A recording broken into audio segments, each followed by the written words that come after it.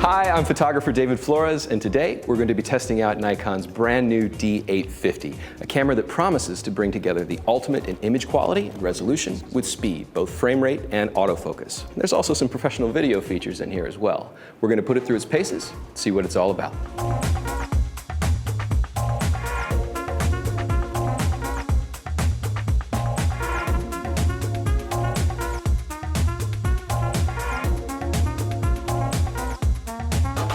Okay, so we just finished shooting some portraits outside with natural light and inside with Nikon's SB5000s.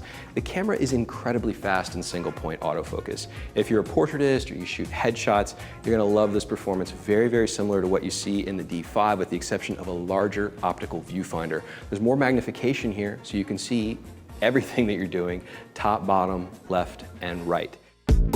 One of the things that I wound up using today a lot more than I thought I would is the capacitive touch LCD screen on the back of the camera. You can use this for the usual suspect features, being able to scroll through your photographs, pinch to zoom for critical focus. But if you move your finger to the edge of the screen, you can also use it to scroll through a large quantity of images. So if you're an event shooter, a sports shooter, maybe you're a runway shooter, this is a great way to choose your selects, know that you've got the critical shot. One of my favorite things about using the capacitive touchscreen is in parallel with the radio-controlled SB5000 flashes. With your finger, you can change the mode of the flashes, going from TTL to manual and back again, and you can scroll power up and down in third stop increments.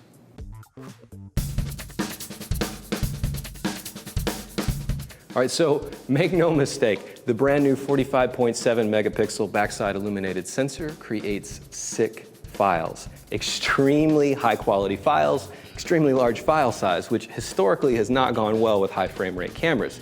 That's where this gets a little bit different. The D850 body by itself can shoot up to 7 high resolution RAW plus JPEG images. When you add the optional grip and an EN-EL18A or B battery, you can get that up to 9 frames per second. So can you pair a super high resolution file with very fast frame rate? Absolutely. All right, another item on here, autofocus speed. When we were shooting portraits outside and inside with single point AF, we were getting amazing results, on par with what you'd find in the D5. And I'm happy to report that with continuous autofocus, you're getting much of the same result. We had our dancer come at us natural light on a single plane, and we were able to keep our subject in focus moving forward and backward at medium and high speeds. Second thing we tried was autofocus using the flashes. So we used the SB5000 flashes, did some jumps, autofocus was pinpoint accurate just about every time. So I really like what I'm seeing here.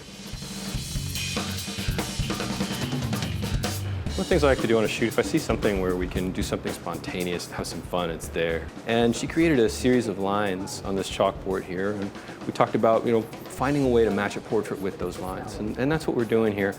For compression, I like a longer lens. In the portrait range, I usually shoot with something that's a little bit longer than the standard 85mm.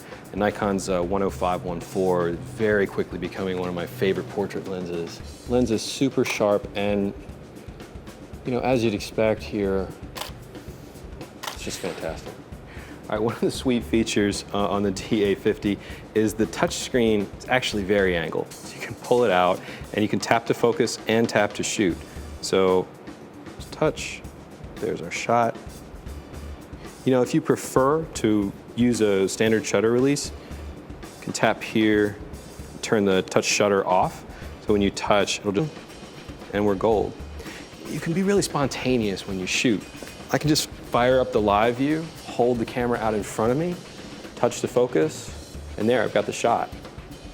I found this to be a really invaluable tool, especially if you're somebody that likes to be spontaneous on a set, or if you have like a really hard angle to get to and you need to get there very, very quickly.